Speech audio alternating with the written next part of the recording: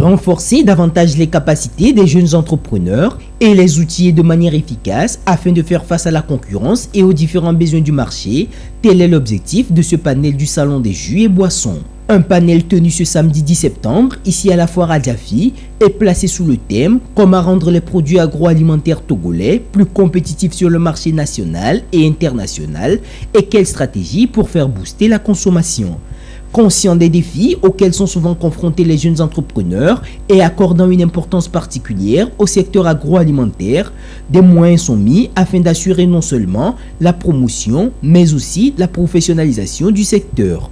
Une volonté du gouvernement togolais qui se traduit par la mise en place de plusieurs mécanismes pour l'autonomisation des jeunes entrepreneurs et l'accompagnement des PME-PMI. Nous sommes dans le domaine de la transformation agroalimentaire. Le premier défi auquel nous sommes confrontés pour rendre compétitifs nos produits sur le marché local, régional et international, c'est d'abord la qualité de l'eau. Comment prouver la qualité? Les produits ne souffrent pas de qualité. Maintenant, comment prouver aux consommateurs que les produits sont de bonne qualité? Donc cela nécessite la certification et surtout un label de qualité que nous ne cessons de réclamer depuis un certain temps. L'autre défi auquel nous sommes confrontés, c'est les équipements de transformation agroalimentaire. Vous savez, pour avoir des produits de bonne qualité, il faut avoir les équipements adaptés, un cadre adéquat et adapté et un emballage approprié. La plupart des jus qui sont exposés, c'est des jus qui sont dans des bouteilles en verre. Et c'est des jus 100% naturels, sans conservateur, ni additifs, ni colorants. Maintenant, pour avoir ces jus sans conservateur, il faut que ça soit conditionné dans des bouteilles en verre qui puissent supporter l'effet de la chaleur. D'où la nécessité d'avoir quand même une centrale d'achat des emballages. Nous disons également merci au gouvernement avec le projet PROCAT qui nous aide présentement à mettre en place une centrale d'achat des emballages neufs pour véritablement conserver nos produits. En 2019, il y a un département qui est dédié à la fonction de la consommation locale. Donc il y a au niveau du ministère une direction qui se charge de la promotion de la consommation de ces produits-là. Sur le plan réglementaire, il y a des tests qui ont été élaborés. Je fais allusion à la stratégie de la consommation locale qui a été rédigée pour permettre aux promoteurs des produits locaux de vendre les produits au niveau national et d'être compétitifs sur le plan international. En dehors de ça, il faut rappeler que la célébration des mois du consommé local constitue une occasion également pour valoriser nos produits locaux. Cependant, beaucoup reste à faire pour rendre le secteur plus compétitif et pour une meilleure visibilité des produits. À leur niveau aussi, les petites entreprises fassent d'efforts pour répondre aux exigences pour avoir de financement.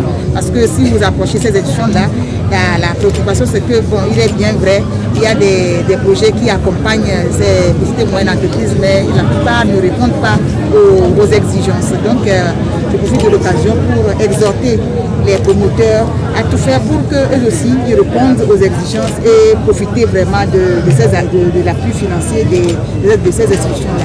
Je lance un appel aux promoteurs à approcher du ministère du Commerce, non seulement pour la qualité et aussi pour la protection de vos marques. Une chose est d'inventer, l'autre chose est de protéger ces marques-là pour ne pas un jour subir la contrefaçon. L'apparition des nouvelles technologies a surtout permis de faire du secteur agroalimentaire un domaine à fort potentiel économique, créateur de richesses et d'emplois. Ainsi, les panélistes à cette rencontre ont convié les jeunes entrepreneurs à faire de ces outils des armes utiles pour un meilleur devenir de leurs entreprises.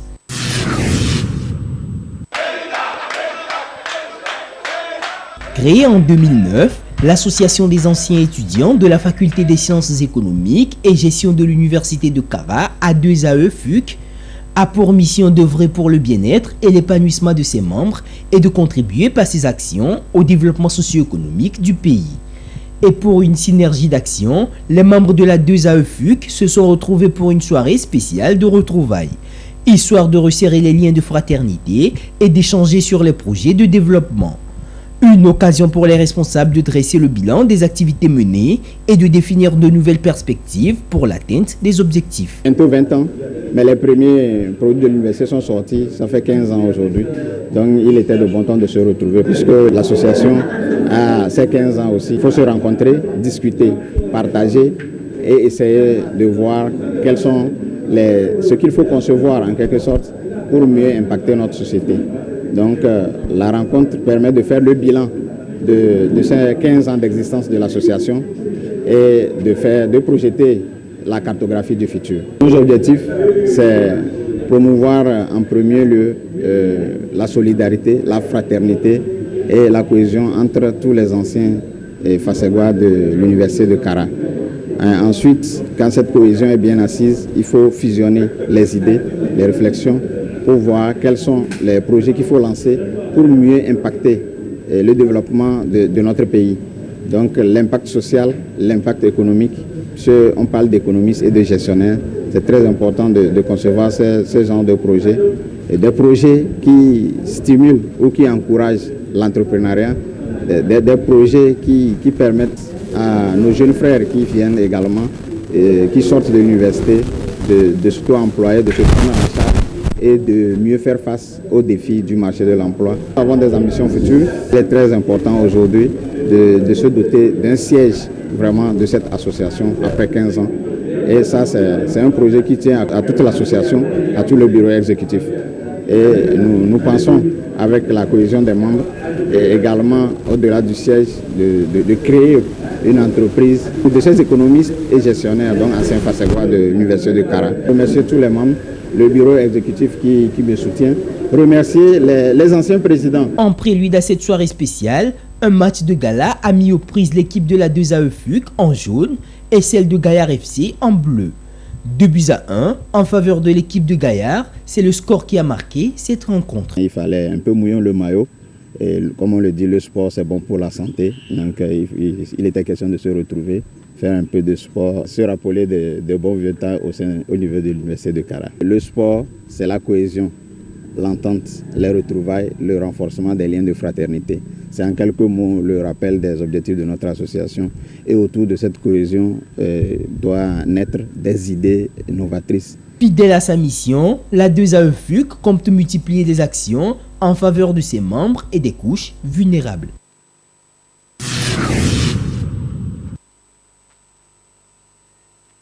De nombreux jeunes ont des difficultés à opérer de bons choix de filières et de séries dans leur cursus scolaire.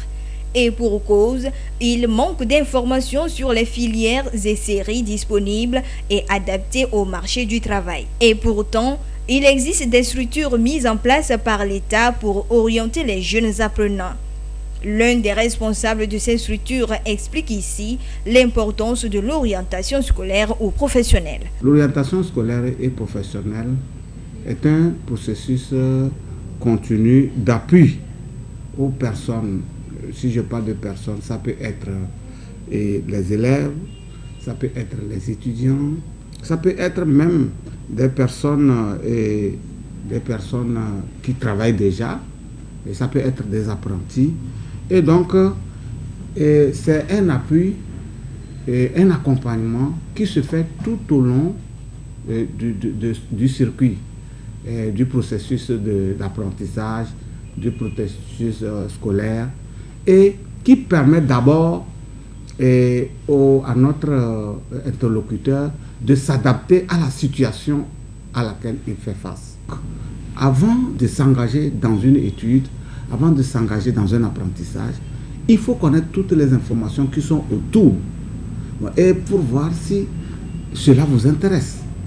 Et donc, nous les accompagnons, nous cherchons les informations, nous mettons à leur disposition et nous les permettons d'opérer un bon choix.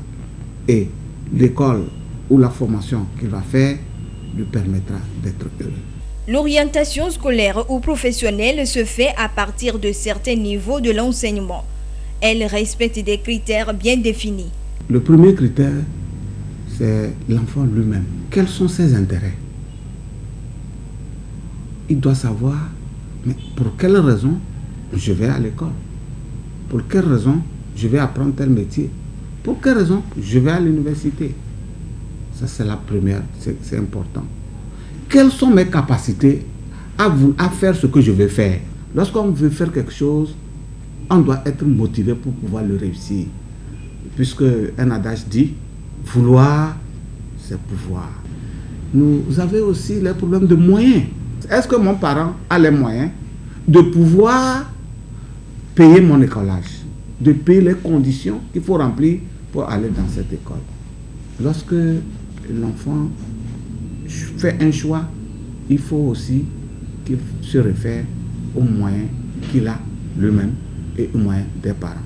Le troisième élément, c'est que mon choix, le choix que je vais faire, le choix de métier que j'ai fait, le choix de la profession que je fais, est-ce que je peux trouver facilement du boulot? Est-ce que je peux m'insérer professionnellement? Aujourd'hui, tout le monde crie chômage, chômage. Les étudiants, les élèves sont partis s'agglutiner dans un domaine qui aujourd'hui ne demande pas beaucoup. Qu'est-ce que l'environnement économique de notre pays s'offre? Quelles sont les grandes orientations sociales et économiques de notre pays? Aujourd'hui, nous parlons du PND. Aujourd'hui, nous parlons de la feuille de route gouvernementale. Quelles sont les grandes orientations de ces politiques? Et quelles perspectives ces grandes orientations s'offrent aux citoyens? Et c'est en fonction de cela qu'il faut faire son choix. Faire un bon choix de filière et de série, c'est éviter l'inadéquation formation-emploi et des échecs répétitifs.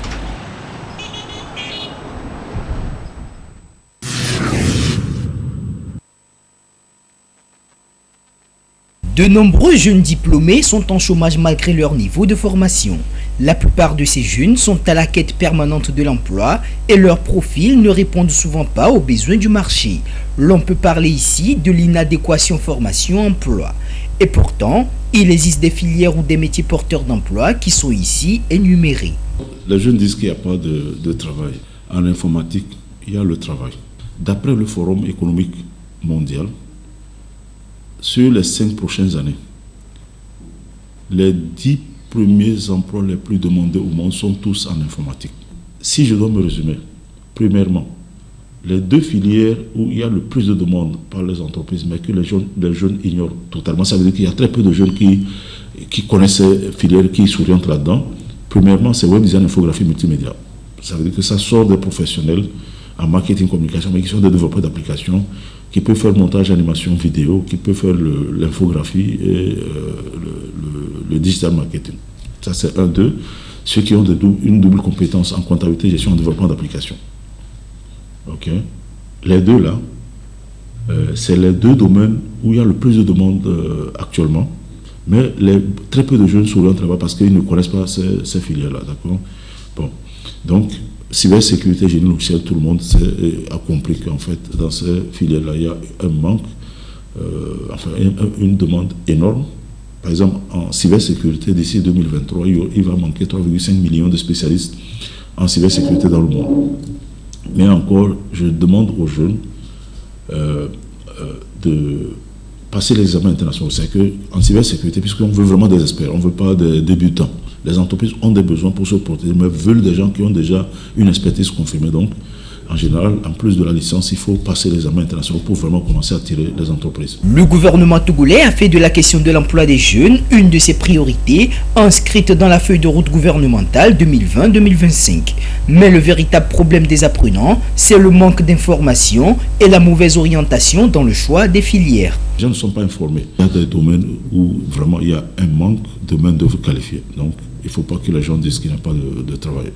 Il faut s'informer pour leur expliquer en détail, en groupe, les différences entre les filières et en fonction de l'endroit de la planète où le jeune voudrait terminer sa vie, on va lui expliquer les filières qui sont les plus recommandées. On a des équipes d'orientation pour aider à choisir. Une formation professionnelle est une formation qui permet d'être compétent et d'avoir une main-d'œuvre qualifiée pour répondre ainsi aux besoins du marché.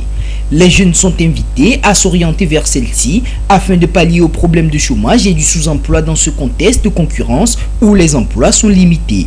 Entreprendre également est un atout pour les demandeurs d'emploi.